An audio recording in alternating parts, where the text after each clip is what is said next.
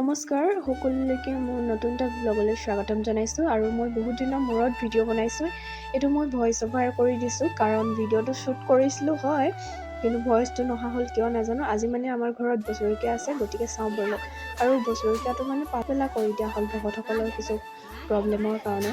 তাৰপিছত এয়া চব্জিৰ কাৰণে যোগাৰ কৰিছে, প্ৰসাদ লগতে জলপান ভাত দিয়া হ'ব। এতিয়া এই চব্জি কাটি আছে, এইফালে শাস্ত্ৰ কৰিবলৈ যোগাৰ কৰিছে। চাওকচোন নামঘৰ। এতিয়া আমি জলপান খাইছোঁ, এইফালে জলপান একদম হাত অৱস্থা নাই।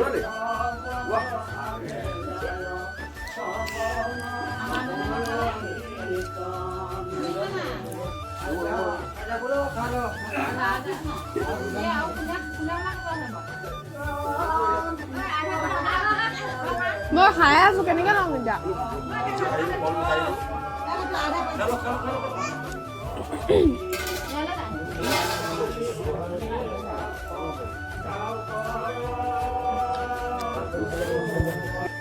এইফালে মই নহৰু আৰু জলকীয়া লৈ লৈছোঁ পেষ্ট বনাবলৈ। আৰু আন্ধাৰ দেখিছে নাই, বতৰটো আজি মানে ইমান ভালো নহয়, বৰষুণ দিছে। এইখিনি কিবা পৰিব বা এইখিনি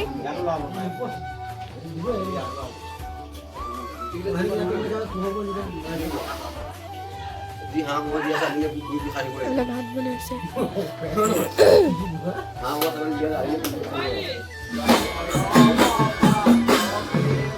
মই মাৰিছোঁ।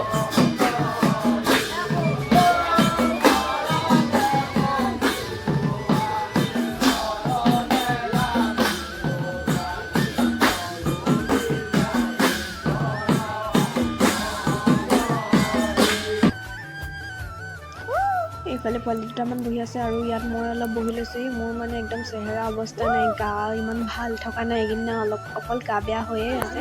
প্ৰসাদৰ পৰ্ব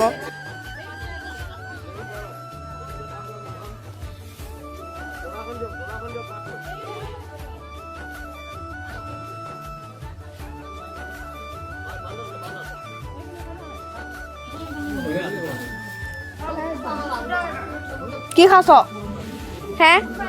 তই কি খাছ? এফালে চাওঁ, এফালে চাওঁ, এফালে চাওঁ, চাওঁ। ইফালে ভকতসকল বহি ল'লে, ভাত খাবলৈ আৰম্ভ কৰিলে। আমি খাম আৰু লাহে ধীৰে সকলো ভকতক খাই ল'ব দিছোঁ আগত। খাই মেলি হৈছেগৈ আৰু প্ৰায়খিনিয়ে।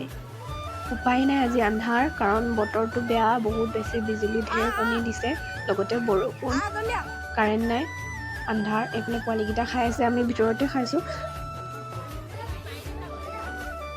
আজি ভিডিঅ'টো ইমানেই। কেনেকুৱা পালে কমেণ্ট কৰি জনাব আৰু যদি ভাল পালে লাইক কৰিব, মোৰ চেনেলটো ছাবস্ক্ৰাইব কৰি দিব।